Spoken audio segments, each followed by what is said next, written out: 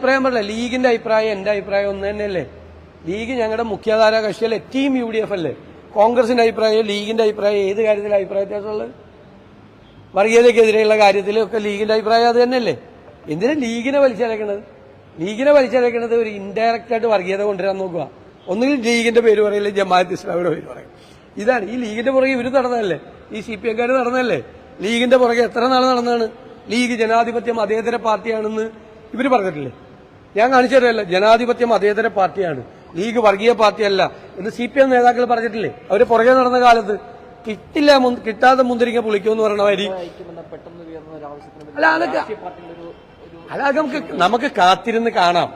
ഇതിന്റെ പുറകിലൊക്കെ എന്തെല്ലാമാണെന്ന് നമുക്ക് കാത്തിരുന്ന് കാണാം. പക്ഷേ ഞങ്ങളെ വളരെ സന്തോഷത്തിലാണ്, വളരെ ഉറച്ച ആത്മവിശ്വാസത്തിലാണ്. മതേതര കേരളമാണ് UDF-ന്റെ കൂടെ.